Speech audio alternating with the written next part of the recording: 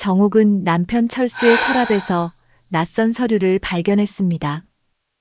이게 뭐야? 이화자. 아들 철미. 가족관계 등록부에는 자신이 아닌 다른 여자의 이름이 적혀 있었습니다. 40년을 함께 산 남편에게 정식 부인이 따로 있었다는 충격적 진실. 내가 살아온 40년은 뭐였단 말이야? 설거지를 하며 정옥은 부엌 창문을 통해 마당을 내다봤습니다. 마당 한켠에는 코스모스가 활짝 피어 있었습니다. 분홍색, 하얀색 꽃잎들이 가을바람에 살랑살랑 흔들리고 있었죠. 담장 너머로는 이웃집 순자네 할머니가 빨래를 널고 있는 모습도 보였습니다. 참 평화로운 풍경이네. 정옥은 중얼거리며 설거지를 마쳤습니다. 하지만 마음 한켠은 왠지 허전했습니다. 이런 평화로운 일상 속에서도 뭔가 채워지지 않는 공허함을 느꼈거든요. 오늘의 사연 시작합니다. 가끔 자신의 삶이 뜻하지 않게 황당한 사연을 겪게 될 때가 있죠. 오늘의 사연이 딱 그런 내용입니다. 이 놀라운 사연을 듣기 전에 구독과 좋아요 꾹꾹 눌러주세요. 여보. 오늘 날씨가 이렇게 좋은데 마당에서 차라도 마실까요? 코스모스도 예쁘게 피었는데요. 정옥이 거실로 나가 제안해봤지만 철수는 여전히 TV에만 집중하고 있었습니다. 오락 프로그램으로 채널을 돌렸는데 웃음소리가 거실을 가득 메웠지만 정작 철수의 표정은 무표정이었습니다. 점심때가 되어 정옥은 간단히 국수를 삶아냈습니다. 멸치 육수에 파와 계란을 올린 따뜻한 국수였죠. 하지만 식사 시간은 아침과 다를 바 없었습니다. 철수는 몇 마디 대답만 하고는 다시 TV 앞으로 돌아갔습니다. 오후에 정옥은 마당에 나가 빨래를 널었습니다. 따뜻한 햇볕이 얼굴에 내리쬐었습니다. 빨래를 널다가 문득 거울처럼 비치는 창문에 자신의 모습이 보였습니다. 주름이 깊어진 얼굴, 완전히 하얗게 샌 머리카락. 세월의 흔적이 고스란히 드러나 있었습니다. 하지만 그보다도 눈빛이 예전 같지 않다는 걸 느꼈습니다. 젊었을 때는 생기 넘치고 활기찼던 눈빛이었는데 지금은 어딘가 체념한 듯하고 생기를 잃은 것 같았죠. 언제부터 이렇게 변해버렸을까요? 저녁 준비를 하면서도 정옥의 마음은 복잡했습니다. 매일 반복되는 일상, 점점 줄어드는 대화, 멀어져가는 가족들. 겉으로는 평온해 보이지만 속으로는 깊은 외로움을 느끼고 있었습니다. 내가 언제부터 이렇게 됐을까? 예전에는 이런 게 아니었는데. 정옥은 혼잣말을 중얼거리며 저녁 밥상을 차렸습니다. 오늘도 어김없이 조용한 저녁 식사가 시작될 것이었습니다. 그렇게 평범한 일상이 흘러가던 어느 날 밤, 정옥의 삶이 송두리째 바뀌는 일이 벌어졌습니다. 새벽 3시쯤이었습니다. 정옥은 화장실에 다녀오려고 일어났는데 옆에서 자고 있던 철수의 숨소리가 이상했습니다. 거칠고 불규칙한 숨소리가 들려왔죠. 여보, 괜찮아요? 정옥이 철수를 흔들어 깨우려 했지만 반응이 없었습니다. 손으로 만져보니 식은땀이 흥건했고 얼굴색도 창백했습니다. 정옥은 깜짝 놀라 전등을 켰습니다. 여보. 철수는 가슴을 움켜쥐며 괴로워하고 있었습니다. 숨을 제대로 쉬지 못하고 있었죠. 정옥은 당황해서 손이 떨렸지만 재빨리 119에 전화를 걸었습니다. 여보세요. 급합니다. 남편이 갑자기 가슴을 아파해요. 숨도 제대로 못 쉬고 있어요. 구급차가 도착하기까지의 시간이 너무 길게 느껴졌습니다. 정옥은 철수의 손을 꼭 잡고 있었습니다. 차가워진 손이 무섭도록 느껴졌죠. 괜찮을 거예요, 여보. 병원에 가면 괜찮아질 거예요. 하지만 철수의 상태는 점점 더 나빠지고 있었습니다. 의식이 흐릿해지고 있었던 거죠. 구급차 사이렌 소리가 들려왔을 때 정옥은 안도의 한숨을 쉬었습니다. 응급실로 급히 옮겨진 철수. 의사들이 분주하게 움직였지만 정옥은 복도에서 기다릴 수밖에 없었습니다. 시간이 얼마나 지났는지도 모르게 기다리고 있었죠. 보호자분이신가요? 의사가 나왔습니다. 표정이 좋지 않았습니다. 정옥의 가슴이 철렁 내려앉았습니다. 급성 심근경색입니다. 최선을 다했지만 의사의 말이 끝나기도 전에 정옥은 무릎이 꺾였습니다. 40년을 함께 산 남편이 세상을 떠났다는 현실이 믿어지지 않았습니다. 그럴 리가 없어요. 어제까지만 해도 멀쩡했는데. 정옥은 넋을 잃고 중얼거렸습니다. 어제 저녁에도 평소처럼 밥을 먹고 TV를 보고 잠자리에 들었던 철수였는데 말이죠. 장례 준비는 정옥 혼자서 해야 했습니다. 큰아들 상우와 작은 딸 미영이 급히 내려왔지만 모든 것이 너무 갑작스러웠습니다. 아이들도 아버지의 갑작스러운 죽음에 충격을 받은 상태였죠. 장례식장은 조용했습니다. 시골 마을의 이웃들이 하나둘 조문을 왔지만 철수가 워낙 말수가 적고 사교적이지 않았던 터라 문상객이 많지는 않았습니다. 정옥은 상복을 입고 영정 앞에 앉아 있었지만 아직도 현실감이 없었습니다. 어머니, 좀 드세요. 미영이가 죽을 가져왔지만 정옥은 목구멍으로 넘어가지 않았습니다. 먹을 생각도 잠을 잘 생각도 없었죠. 이틀째 되는 밤이었습니다. 문상객들이 대부분 돌아가고 조용해진 장례식장에서 정옥은 홀로 남편의 영정을 바라보고 있었습니다. 철수의 젊은 시절 사진이었는데 지금 보니 낯설게 느껴졌습니다. 정말 갑작스럽게 떠나셨네요. 뒤에서 낯선 여자 목소리가 들려왔습니다. 정옥이 돌아보니 50대 중반쯤 되어 보이는 여성이 서 있었습니다. 검은색 정장을 입고 있었는데 어딘가 단정한 인상이었죠. 죄송합니다만 어떻게 오신 분이세요? 정옥이 물었습니다. 낯선 얼굴이었거든요. 마을 사람도 아니고 친척도 아닌 것 같았습니다. 저는 고인과 오래 알고 지낸 사람입니다. 여성이 대답했습니다. 그런데 그녀의 눈빛이 이상했습니다. 슬퍼하는 기색도 없고 오히려 당당해 보였습니다. 뭔가 숨기고 있는 것 같은 느낌이었죠. 오래 알고 지내셨다고요? 그런데 전 처음 뵙는 것 같은데요. 정옥이 의아해하며 말했습니다. 철수와 가까운 사이라면 자신도 알고 있어야 했는데 정말 처음 보는 얼굴이었습니다. 그럴 수도 있죠. 철수 씨는 저희 일에 대해서는 말씀을 안 하셨을 테니까요. 여성의 말에 정옥은 불길함을 느꼈습니다. 저희 일이라니 무슨 뜻일까요? 그리고 왜 철수 씨라고 부르는 걸까요? 보통 조문을 온 사람이라면 고인이라고 하거나 아버님이라고 할 텐데 말이죠. 실례지만 성함이 어떻게 되세요? 그리고 남편과는 어떤 사이셨는지 정옥이 조심스럽게 물어봤습니다. 하지만 여성은 애매하게 웃기만 했습니다.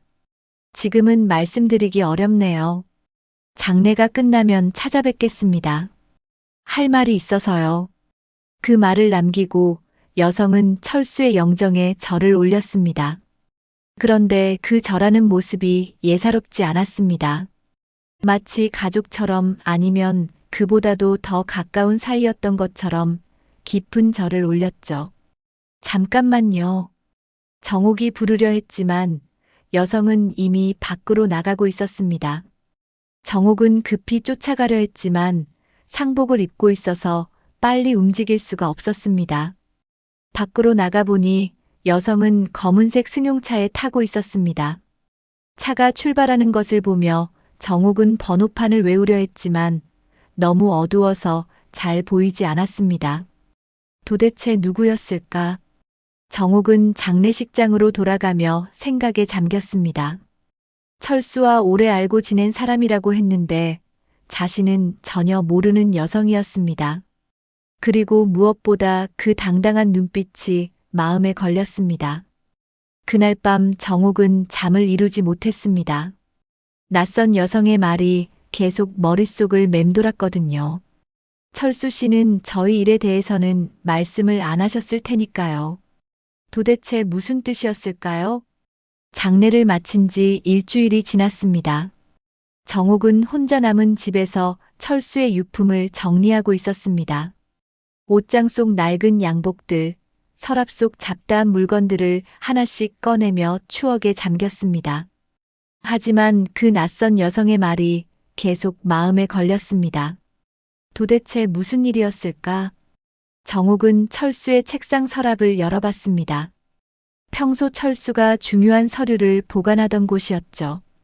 통장, 보험 서류, 연금 관련 서류들이 정리되어 있었습니다. 그런데 맨 아래쪽에 두꺼운 봉투가 하나 있었습니다. 봉투 겉면에는 철수의 필체로 중요 서류라고 적혀 있었습니다. 정옥은 봉투를 열어봤습니다. 안에는 여러 가지 서류들이 들어 있었는데 그 중에 눈에 띄는 것이 있었습니다. 가족관계 등록부 사본이었습니다. 정옥은 별 생각 없이 서류를 펼쳐봤습니다. 그런데 그 순간 눈앞이 아찔해졌습니다. 서류에 적힌 내용이 믿을 수 없었거든요. 이게 뭐야? 서류에는 분명히 철수의 이름이 적혀 있었습니다. 하지만 배우자란에 적힌 이름은 정옥이 아니었습니다. 이화자라는 낯선 이름이 적혀 있었죠. 그리고 자녀란에는 철민이라는 이름도 있었습니다. 정옥의 손이 덜덜 떨렸습니다. 서류를 다시 한번 자세히 봤지만 분명히 철수의 주민등록번호와 이름이 맞았습니다. 그런데 가족사항이 완전히 달랐던 거죠. 말이 안 돼. 이건 말이 안 돼. 정옥은 서류를 바닥에 떨어뜨렸습니다. 40년을 함께 산 남편에게 다른 아내가 있었다는 뜻일까요? 그것도 자신이 전혀 모르게 말이죠. 정옥은 급히 다른 서류들도 뒤져봤습니다. 그랬더니 더욱 충격적인 사실을 발견했습니다. 철수와 이화자의 혼인신고 날짜가 1978년으로 되어 있었습니다. 정옥이 철수와 결혼한 것은 1983년이었는데 말이죠. 그럼 내가 두 번째라는 거야? 정옥은 주저앉았습니다. 다리에 힘이 빠져서 서 있을 수가 없었습니다. 자신이 평생 정식 부인이라고 생각하며 살아왔는데 알고 보니 첩이었다는 뜻이었습니다. 더 놀라운 것은 철민이라는 아이의 나이였습니다. 1979년생으로 되어 있었는데 지금 나이로 치면 46살이었습니다. 정옥의 큰아들 상호보다 한 살이 많았던 거죠. 그동안 내가 살아온 40년은 뭐였던 거야? 정옥은 눈물이 왈칵 쏟아졌습니다. 그동안 자신이 믿어왔던 모든 것이 거짓이었던 겁니다. 철수에게는 이미 정식 부인이 있었고 아들도 있었던 거죠. 정옥은 떨리는 손으로 서류를 다시 집어들었습니다. 혹시 잘못 본 건 아닐까 싶어서요. 하지만 아무리 봐도 철수의 정보가 맞았습니다. 주소도 주민등록번호도 모두 일치했습니다. 그럼 그 여자가, 장례식장에 온 그 여자가 이화자인 거야? 정옥은 갑자기 장례식장에서 만난 낯선 여성이 떠올랐습니다. 그때 그 여자가 했던 말들이 이제야 이해가 됐습니다. 오래 알고 지낸 사람이라고 했던 것, 철수 씨는 저희 일에 대해서는 말씀을 안 하셨을 테니까요 라고 했던 것. 정옥은 화가 치밀어 올랐습니다. 동시에 배신감과 허탈감이 몰려왔습니다. 40년 동안 성실한 아내로 살아왔는데 알고 보니 자신은 남편에게 숨겨진 존재였던 거죠. 그럼 내 아이들은 뭐가 돼? 상호랑 미영이는? 정옥은 자신의 자녀들이 걱정됐습니다. 법적으로는 서자가 되는 건가요? 아니면 아예 가족이 아닌 건가요? 머릿속이 복잡해졌습니다. 정옥은 다시 서류들을 뒤져봤습니다. 그랬더니 철수 명의의 통장이 여러 개 나왔습니다. 그런데 그 중에 자신이 모르는 통장들이 있었습니다. 잔액도 상당했죠. 이 돈들은 또 뭐야? 정옥이 통장을 자세히 보니 매달 일정 금액이 나가고 있었습니다. 생활비 명목으로 말이죠. 아마도 이화자와 철민에게 보낸 돈인 것 같았습니다. 그럼 우리 생활비를 아껴가면서까지 저쪽으로 돈을 보낸 거야? 정옥은 화가 났습니다. 그동안 자신은 살림을 아껴가며 살았는데 철수는 다른 가족에게 돈을 보내고 있었던 거죠. 자신과 아이들은 뒷전이었던 겁니다.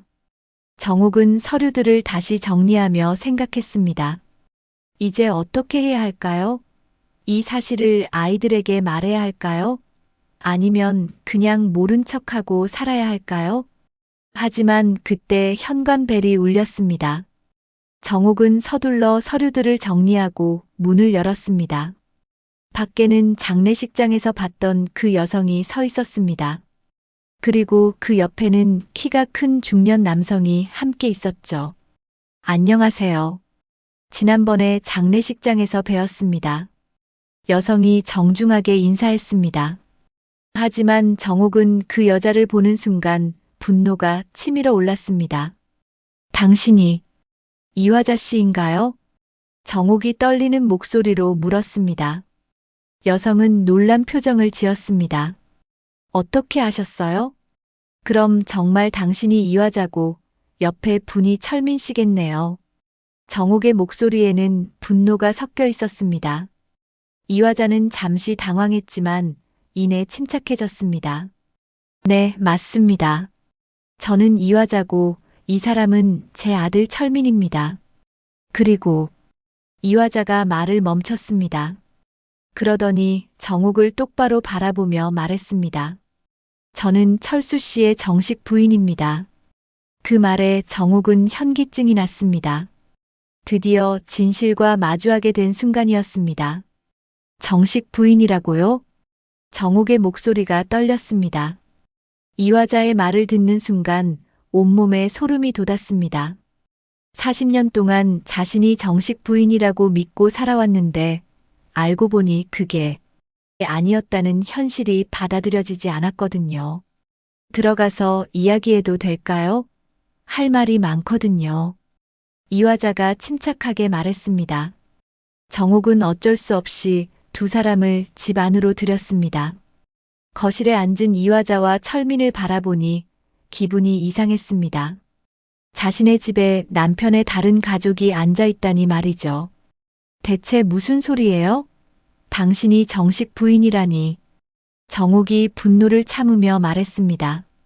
이화자는 가방에서 서류 봉투를 꺼냈습니다. 여기 모든 증거가 있어요. 혼인신고증, 가족관계증명서, 그리고 철민이의 출생신고서까지요. 이화자가 서류들을 식탁 위에 펼쳐놓았습니다. 정옥이 아까 발견한 서류들과 똑같은 내용이었습니다. 1978년에 혼인신고를 했고 1979년에 철민이가 태어났다는 증거들이었죠. 이럴 수가. 그럼 나는 뭐란 말이에요? 정옥은 자리에 주저앉았습니다. 다리에 힘이 빠졌거든요. 이화자는 냉정한 표정으로 말을 이었습니다.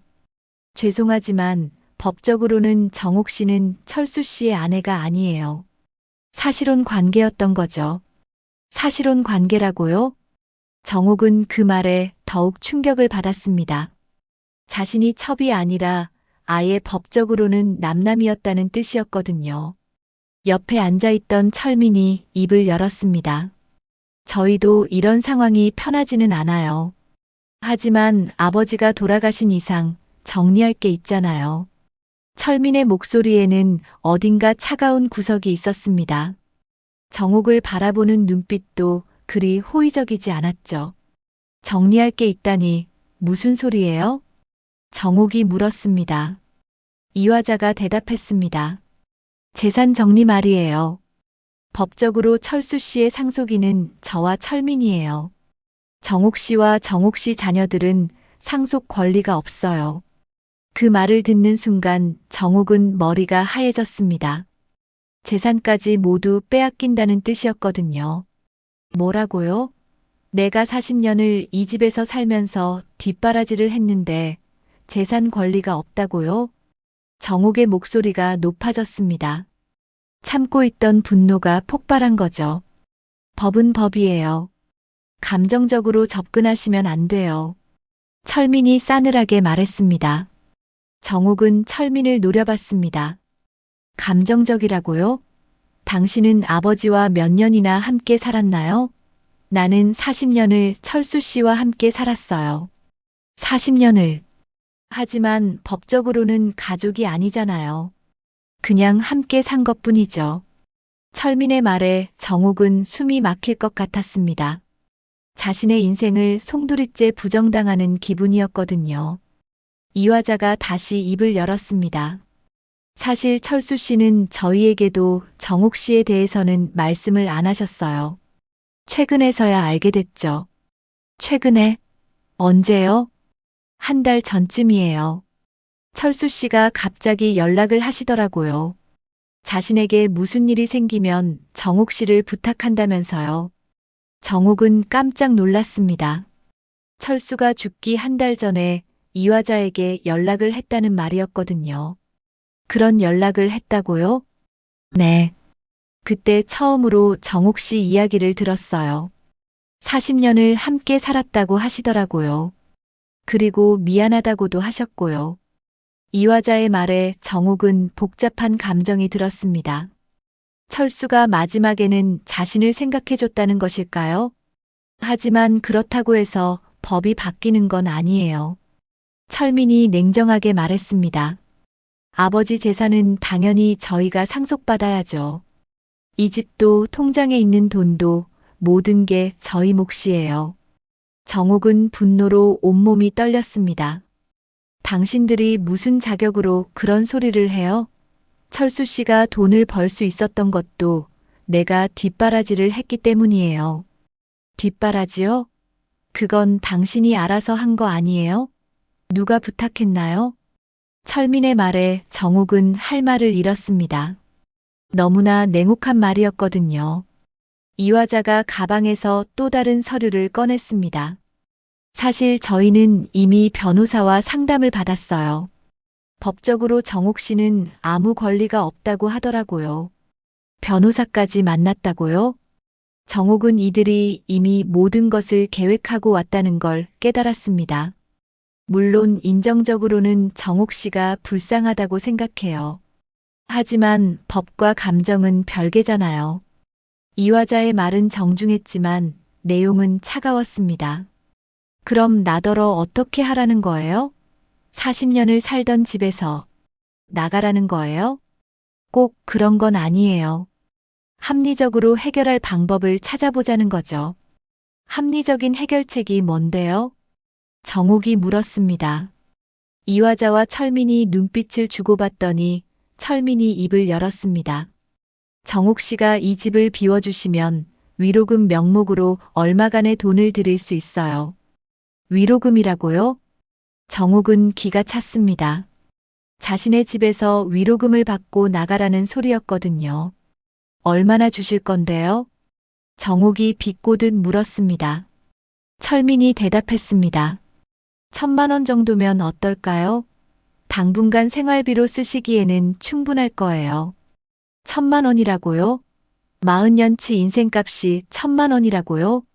정옥은 소리를 질렀습니다. 너무나 모독적인 제안이었거든요. 그럼 얼마를 원하세요? 하지만 너무 욕심 부리시면 안 돼요. 법적으로는 한 푼도 줄 의무가 없거든요. 철민의 말에 정옥은 온몸이 부들부들 떨렸습니다. 분노와 모욕감이 한꺼번에 밀려왔거든요. 당장 나가세요. 당장. 정옥이 소리쳤습니다. 이화자와 철민은 서류를 정리하며 일어났습니다. 생각해 보시고 연락 주세요. 이게 서로에게 좋은 방법이에요.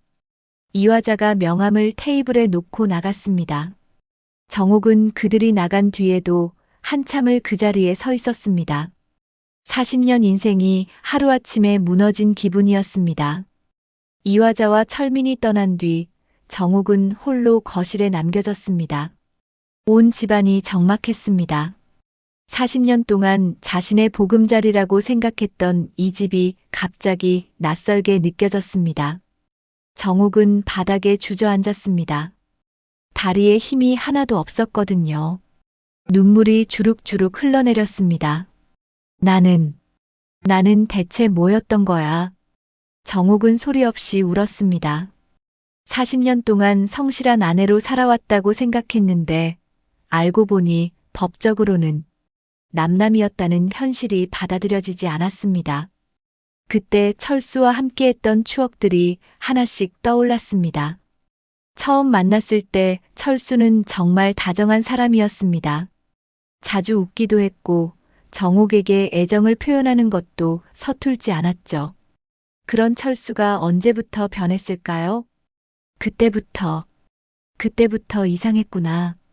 정욱은 기억을 더듬어 봤습니다. 결혼한 지 몇 년 후부터 철수가 조금씩 달라지기 시작했습니다.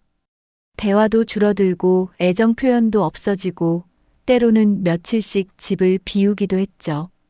출장 간다고 했었지. 그게 다 거짓말이었구나. 철수는 종종 출장을 간다며 며칠씩 집을 비웠습니다. 정욱은 남편이 열심히 일하는 거라고 생각했는데 알고 보니 다른 가족을 만나러 간 거였습니다. 정욱은 더 이상 참을 수 없어서 소리를 질렀습니다. 왜 나한테는 말 안 했어? 왜 나를 속였어? 하지만 대답해줄 사람은 아무도 없었습니다. 철수는 이미 세상을 떠났고 진실은 너무 늦게 밝혀진 거죠. 정욱은 눈물을 닦고 일어났습니다. 그리고 철수의 유품들을 다시 뒤져보기 시작했습니다. 혹시 다른 단서가 더 있을지 모르겠거든요. 서랍 깊숙한 곳에서 낡은 다이어리를 발견했습니다. 철수가 쓰던 일기장이었습니다. 정욱은 떨리는 손으로 일기장을 펼쳤습니다. 1985년 3월 15일. 정욱이가 둘째를 가졌다고 한다. 기쁘면서도 마음이 무겁다. 이런 나를 믿고 따르는 정욱이를 보면 죄책감이 든다. 정욱의 눈에서 눈물이 또 흘러내렸습니다. 철수도 죄책감을 느꼈다는 걸 알 수 있었거든요. 1987년 8월 22일. 화자에게 철민이 대학 등록금을 보내달라는 연락이 왔다. 정욱이는 상호 과외비 때문에 살림이 빠듯하다고 하는데 어느 쪽을 택해야 할지 모르겠다. 정욱은 분노가 치밀어 올랐습니다. 자신은 생활비를 아껴가며 살았는데 철수는 다른 가족에게 돈을 보내고 있었던 거죠. 1992년 12월 31일. 올해도 두 가족 사이에서 힘든 한 해였다. 정욱이는 여전히 아무것도 모르고 있다. 언젠가는 진실을 말해야 할 텐데 그럴 용기가 없다. 일기를 읽을수록 정욱은 더욱 분노했습니다. 철수는 진실을 알고 있으면서도 자신을 계속 속였던 거죠.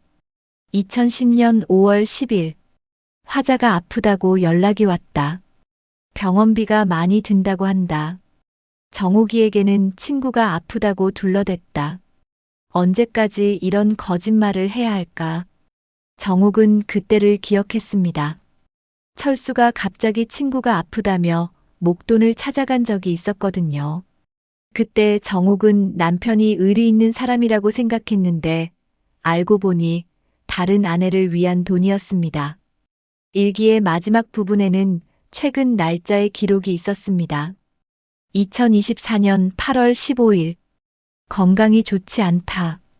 병원에서 정밀 검사를 받아보라고 했다. 혹시 내게 무슨 일이 생기면 정욱이는 어떻게 될까? 화자에게 미리 연락해둬야겠다. 정욱은 이제야 이화자가 했던 말이 이해됐습니다. 철수가 한 달 전에 연락했다는 게 바로 이것이었군요. 결국 마지막까지도 나는 뒷전이었구나. 정욱은 일기장을 던져버렸습니다.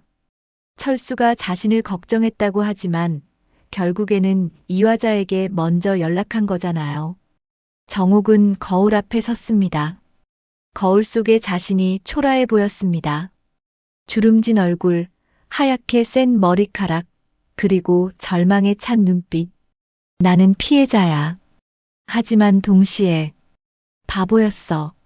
정옥은 자신에게 화가 났습니다. 40년 동안 아무런 의심 없이 살았던 자신이 한심했거든요. 어떻게 이렇게 눈치 없이 살 수 있었을까? 분명히 신호는 있었을 텐데. 생각해보니 철수의 행동에는 수상한 구석이 많았습니다. 가끔씩 다른 여자 이름을 부르다가 얼버무린 적도 있었고, 전화를 받을 때 조심스러워하는 모습도 있었죠.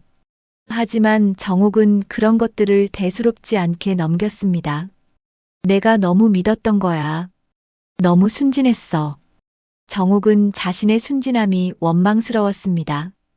좀 더 의심하고 좀 더 따져봤다면 진실을 일찍 알 수 있었을 텐데요.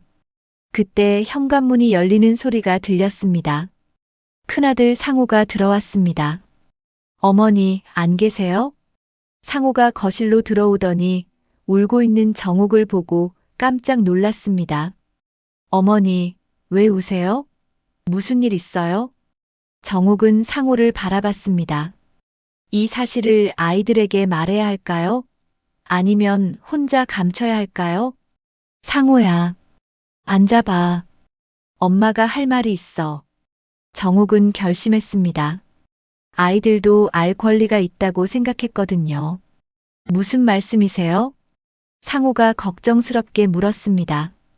정옥은 깊은 한숨을 쉬고 입을 열었습니다. 내 아버지가 우리를 속였어.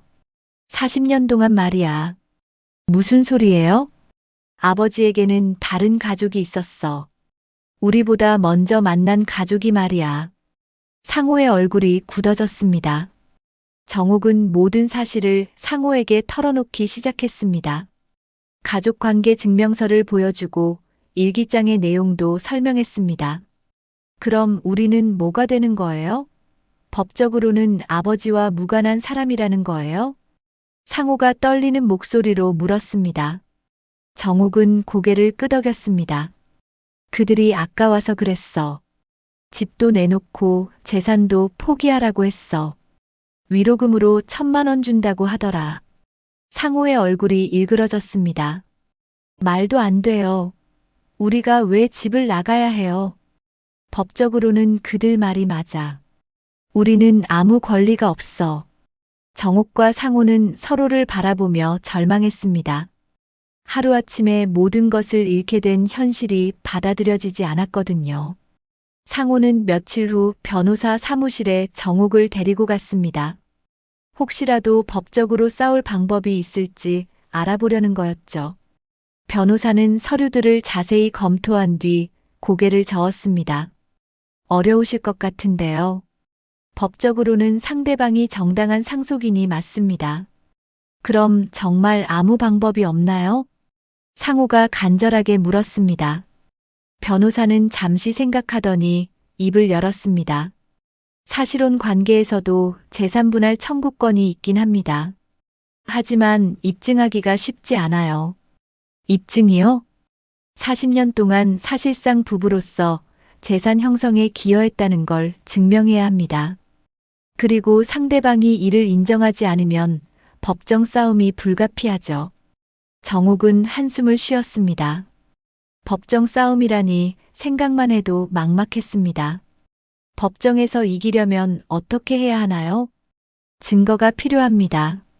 부부로서 살았다는 증거, 재산 형성에 기여했다는 증거 말이죠. 통장 거래 내역, 이웃들의 증언, 각종 서류들이 도움이 될 수 있어요. 변호사 사무실을 나온 정옥과 상호는 무거운 발걸음으로 집에 돌아왔습니다. 그런데 집 앞에 검은색 승용차가 서 있었습니다. 이화자와 철민이 기다리고 있었던 거죠. 또 왔네요. 상호가 인상을 찌푸렸습니다. 이화자가 차에서 내려 다가왔습니다. 안녕하세요. 생각해 보시라고 했는데 답변을 듣고 싶어서 왔어요. 무슨 답변을 원하는 거예요? 정옥이 차갑게 물었습니다. 이화자는 여전히 침착했습니다. 집을 비워주시면 1,000만 원을 드린다고 했잖아요. 어떻게 생각하세요? 상호가 앞으로 나섰습니다. 농담 말아요. 40년을 산 집을 왜 나가야 하는데요? 철민이 냉소적으로 웃었습니다. 법적 근거 없이 남의 집에서 사는 게 더 이상하지 않나요? 남의 집이라고요? 상호의 목소리가 높아졌습니다. 철민은 전혀 개의치 않았습니다. 네, 남의 집이죠. 이 집은 아버지 명의고 아버지의 상속인은 저희예요. 그럼 우리는 어디서 살라는 거예요? 정옥이 떨리는 목소리로 물었습니다. 이화자가 대답했습니다. 그건 정옥 씨가 알아서 해결하셔야죠. 저희가 책임질 일은 아니니까요. 너무나 냉정한 말이었습니다. 정옥은 분노가 치밀어 올랐습니다. 당신들도 양심이 있다면 이런 식으로 나오지 말아요. 내가 40년 동안 이 집을 지켜왔어요. 지켜왔다고요? 그냥 살았던 거 아니에요? 철민의 말에 상호가 주먹을 불끈 쥐었습니다. 뭐라고 했어요? 다시 한번 말해봐요. 사실을 말한 것뿐이에요. 감정적으로 나오지 마세요. 긴장이 고조되는 순간이었습니다. 하지만 그때 예상치 못한 일이 벌어졌습니다. 이화자가 갑자기 철민을 말렸습니다. 철민아, 그만해. 엄마, 왜요? 사실을 말하는 건데. 그만하라고 했어. 이화자의 목소리에는 어딘가 복잡한 감정이 섞여 있었습니다. 정옥은 이상하다는 생각이 들었습니다. 혹시 할 말이 더 있는 거 아니에요? 정옥이 이화자를 똑바로 바라보며 물었습니다. 이화자는 잠시 망설이더니 입을 열었습니다. 사실 저도 모든 걸 다 알고 있었던 건 아니에요. 무슨 뜻이에요? 철수 씨가 정옥 씨와 함께 사는 것은 알고 있었어요. 하지만 40년이나 함께 살 줄은 몰랐어요. 이화자의 고백에 모두가 놀랐습니다. 철민도 어머니를 의아하게 바라봤습니다. 엄마, 무슨 소리예요? 철수 씨는 처음에는 일시적인 관계라고 했어요. 사업 때문에 시골에 내려가서 잠시 지내는 거라고. 그런데 시간이 지나도 돌아오지 않더라고요. 정옥은 충격을 받았습니다. 철수가 이화자에게도 거짓말을 했다는 뜻이었거든요. 그럼 당신도 속은 거네요? 어떤 면에서는 그렇죠. 저도 혼자서 철민이를 키우느라 힘들었어요. 이화자의 목소리에는 쓸쓸함이 묻어 있었습니다. 하지만 그렇다고 해서 법이 바뀌는 건 아니에요. 철민이 다시 끼어들었습니다. 이화자는 아들을 나무랐습니다.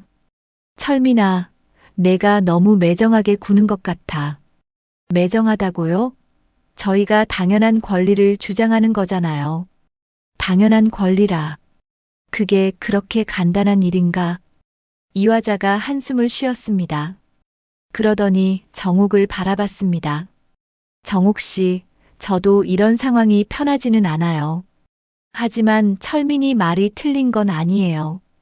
그럼 어떻게 하자는 거예요? 정옥이 물었습니다.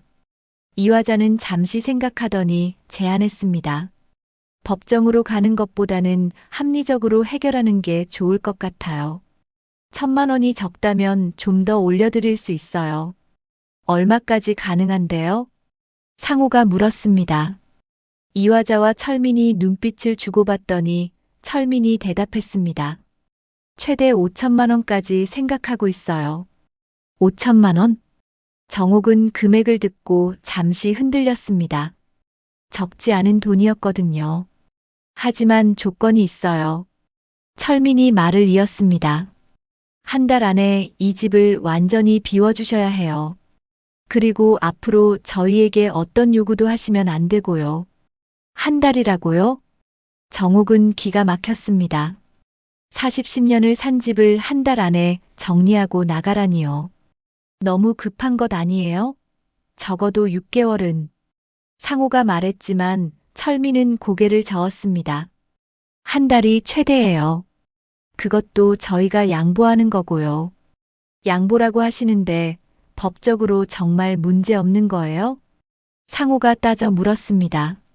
이화자가 가방에서 서류를 꺼냈습니다. 변호사한테 확인받은 서류예요. 저희가 정당한 상속인이 맞아요.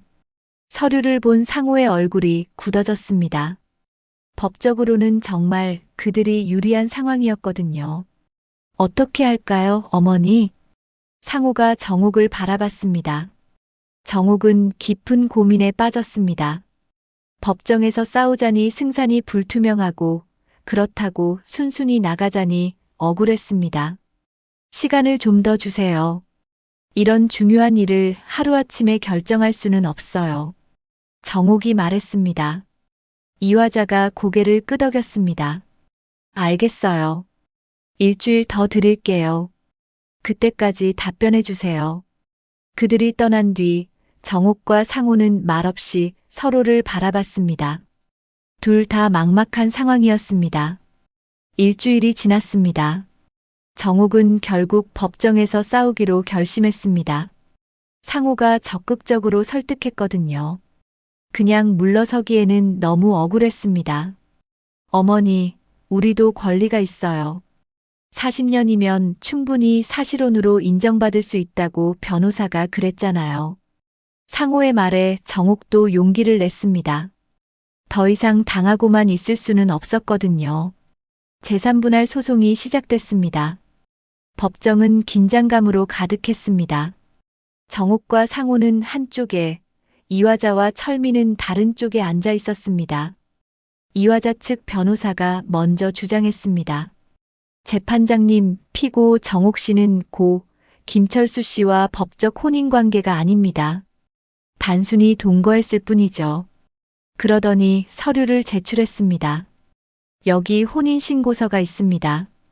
김철수 씨는 1978년 이화자 씨와 정식 혼인신고를 했습니다. 따라서 법정 상속인은 배우자 이화자 씨와 아들 철민 씨가 맞습니다. 판사는 서류를 검토했습니다. 법적으로는 확실한 증거였습니다. 정옥 측 변호사가 반박했습니다. 재판장님, 비록 법적 혼인신고는 하지 않았지만 정옥 씨는 40년 동안 고인과 사실혼 관계를 유지했습니다. 이는 사실혼에 해당하므로 재산분할 청구권이 있습니다. 증거가 있습니까? 판사가 물었습니다. 정옥의 변호사는 여러 서류를 제출했습니다. 이웃들의 증언서, 공과금 납부 내역, 그리고 정옥 씨가 집안일을 도맡아 했다는 증거들입니다. 하지만 이화자 측 변호사는 이를 일축했습니다. 사실혼이라고 주장하려면 혼인 의사가 있어야 합니다. 하지만 김철수 씨는 이미 합법적인 배우자가 있었습니다. 따라서 정옥 씨와는 단순 동거일 뿐입니다. 법정에서 증인 신문이 시작됐습니다. 이웃 할머니들이 나와서 증언했습니다. 정옥이를 철수 씨 마누라로 알고 지냈어요. 40년 동안 부부로 살았는걸요. 하지만 이화자 측에서는 결정적인 증인을 내세웠습니다. 철수의 옛 직장 동료였습니다. 김철수 씨는 저에게 정옥 씨를 여자친구라고 소개했어요. 아내라고 한 적은 없었습니다. 정옥은 충격을 받았습니다. 철수가 자신을 여자친구라고 소개했다니요. 재판이 진행되면서 더 충격적인 사실들이 드러났습니다. 철민이 증언대에 섰습니다. 아버지는 저에게 정옥 씨에 대해 말씀하신 적이 있어요. 시골에서 돌봐주는 사람이 있다고 하셨거든요. 돌봐주는 사람이라고 했다고요? 정옥의 변호사가 되물었습니다. 네. 가정부 같은 역할을 한다고 하셨어요. 정옥은 눈앞이 캄캄해졌습니다. 철수가 자신을 가정부 취급했다는 뜻이었거든요. 그런데 그때 예상치 못한 일이 벌어졌습니다. 이화자가 갑자기 일어나서 말했습니다. 잠깐만요. 제가 할 말이 있어요. 어머니, 뭘 하시는 거예요? 철민이 당황했습니다. 이화자는 판사를 향해 말했습니다. 사실, 제가 숨긴 게 있어요. 법정이 술렁였습니다. 이화자가 무슨 말을 하려는 걸까요?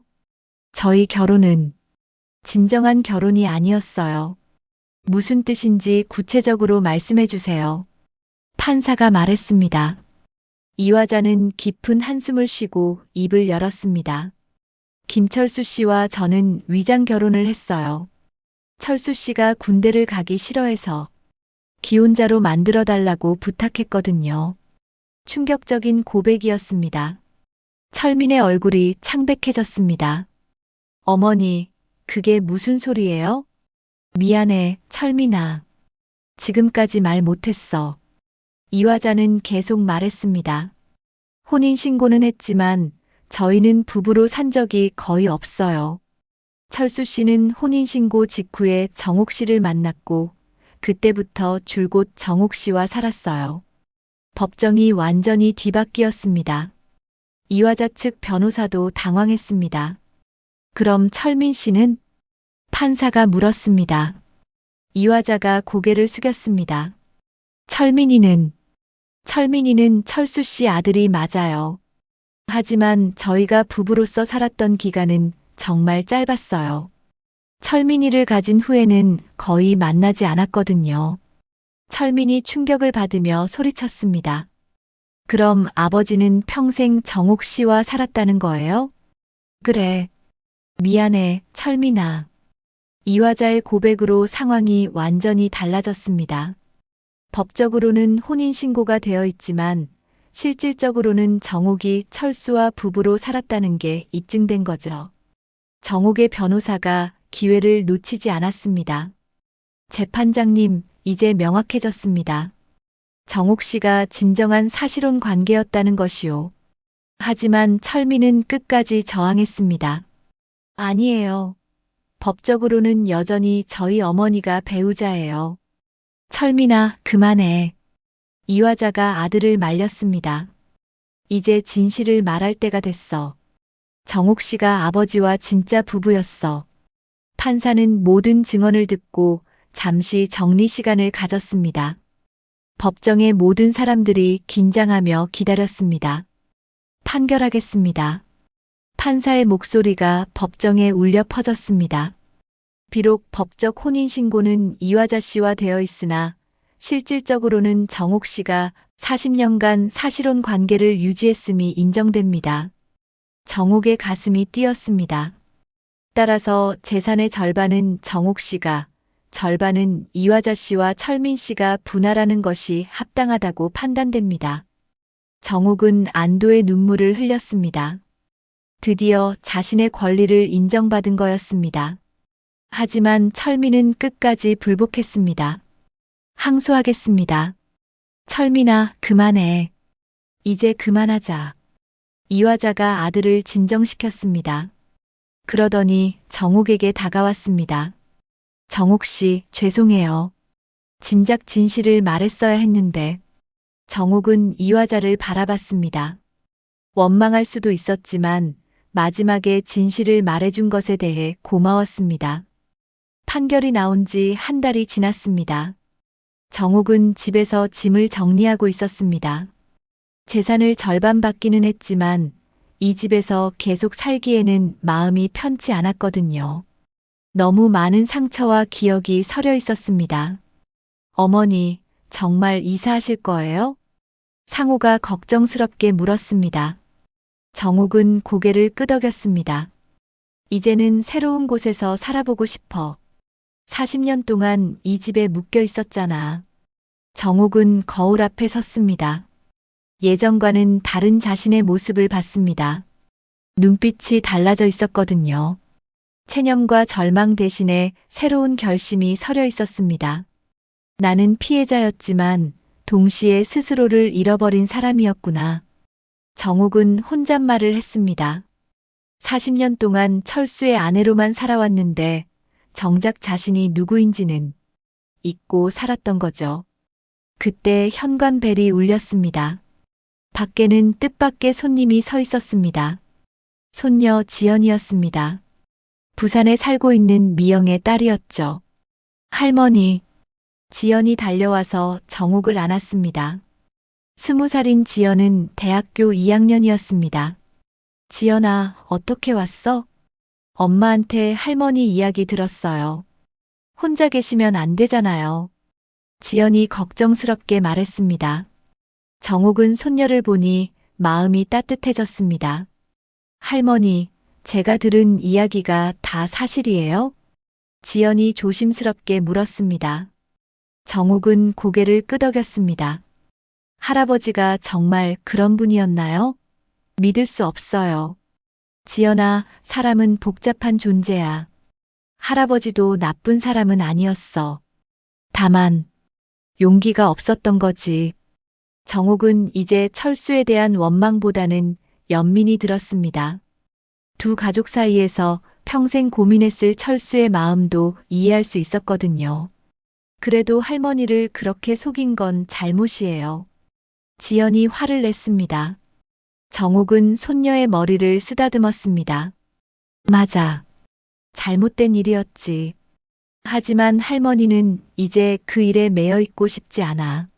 할머니, 그럼 이제 어떻게 하실 거예요? 지연이 물었습니다. 정옥은 창밖을 바라봤습니다.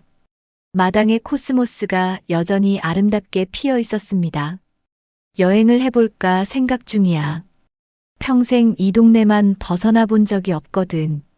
여행이요? 그래. 제주도도 가보고 강원도도 가보고 구경 못 해본 곳들을 다 다녀보려고. 정옥의 목소리에는 설렘이 있었습니다. 처음으로 자신만의 계획을 세우고 있는 거였죠. 할머니, 저도 같이 가면 안 돼요? 지연이 눈을 반짝였습니다. 정옥은 웃었습니다. 학교는 어떻게 하고? 방학 때 같이 가요. 할머니 혼자 다니시면 위험해요. 지연의 제안에 정옥은 마음이 따뜻해졌습니다. 혼자가 아니라는 생각이 든 거죠. 며칠 후 정옥은 이화자를 만났습니다. 재산 정리를 마무리하기 위해서였습니다. 이화자는 예전보다 많이 수척해 보였습니다. 정옥 씨, 그동안 정말 고생 많으셨어요. 이화자가 진심으로 사과했습니다. 정옥은 담담하게 받아들였습니다. 이제 다 지난 일이에요. 철민이는 아직도 화를 내고 있어요. 제가 법정에서 진실을 말한 것 때문에. 철민 씨가 화낼 만해요. 갑자기 아버지에 대한 진실을 알게 됐으니까. 정옥은 철민을 이해했습니다. 자신도 똑같은 충격을 받았었거든요. 정옥 씨는 정말 대단하세요. 이런 상황에서도 다른 사람을 이해하시다니. 이화자가 감탄했습니다. 정옥은 쓸쓸하게 웃었습니다. 저도 처음에는 원망했어요. 당신들이 미웠고 철수 씨도 미웠죠. 하지만 미워한다고 해서 달라지는 건 없더라고요. 그래서 여행을 떠나시는 거예요? 네. 이제는 누구의 그림자가 아니라 나 자신으로 살아보려고요. 정옥의 말에 이화자는 부러워했습니다. 저도 그럴 용기가 있었으면 좋겠어요. 늦지 않았어요. 이화자 씨도 새롭게 시작하세요. 두 여성은 서로를 바라보며 묘한 동질감을 느꼈습니다. 같은 남자 때문에 상처받은 여성들이었거든요. 일주일 후 정옥은 기차역에 서 있었습니다. 손에는 여행 가방이 들려 있었고 옆에는 지연이 서 있었습니다. 상호와 미영도 배웅을 나왔습니다. 어머니, 몸 건강하게 다니세요. 미영이 걱정스럽게 말했습니다. 정옥은 딸을 안아줬습니다. 걱정 마. 지연이가 있잖아. 할머니, 정말 신나요. 지연이 들뜬 목소리로 말했습니다. 정옥은 손녀를 보며 웃었습니다. 기차가 들어왔습니다. 정옥은 창가 자리에 앉아서 창밖을 바라봤습니다. 기차가 움직이기 시작하자 마을의 풍경이 스쳐 지나갔습니다. 할머니, 어디부터 가볼까요? 지연이 물었습니다. 정옥은 생각해봤습니다. 제주도부터 가볼까? 평생 바다를 제대로 본 적이 없거든. 좋아요. 제주도 바다가 정말 예쁘대요. 기차 안에서 정옥은 지난 날을 돌아봤습니다. 40년 동안 철수의 아내로만 살아왔지만 이제는 다릅니다. 정옥 자신으로 살아갈 시간이 시작된 거죠. 창밖으로 스치는 풍경을 보며 정옥은 속으로 다짐했습니다. 철수 씨, 이제 저는 당신의 아내가 아니라 그냥 정옥으로 살아갈 거예요. 남은 시간만큼은 제가 하고 싶었던 일들을 하면서 살겠어요. 입가에 잔잔한 미소가 번졌습니다. 처음으로 느끼는 자유로움이었습니다. 할머니, 웃고 계세요. 지연이 말했습니다. 정옥은 고개를 끄덕였습니다. 응, 기분이 좋아서 그래. 앞으로 계속 웃으실 거죠? 그럼. 이제는 내가 웃고 싶을 때 웃고 하고 싶은 일을 할 거야. 기차는 계속 달렸습니다. 새로운 풍경을 향해, 새로운 삶을 향해 달려가고 있었습니다. 정옥의 얼굴에는 평화로운 미소가 가득했습니다. 14년 만에 처음으로 정옥은 진짜 자신의 인생을 시작하고 있었습니다. 누군가의 그림자가 아닌 당당한 한 사람으로서 말이죠. 기차 밖으로는 넓은 들판이 펼쳐져 있었습니다. 끝없이 이어지는 길처럼 정옥의 새로운 인생도 이제 막 시작된 것 같았습니다. 오늘의 사연 어떠셨나요? 가끔 소설 속에서 읽은 듯한 내용이면서 우리 가까이에서도 충분히 있을 만한 얘기였죠. 결말이 좋아서 안도하면서 마무리하게 되었네요. 지금까지 사연 달래기였습니다. 구독과 좋아요는 사랑입니다.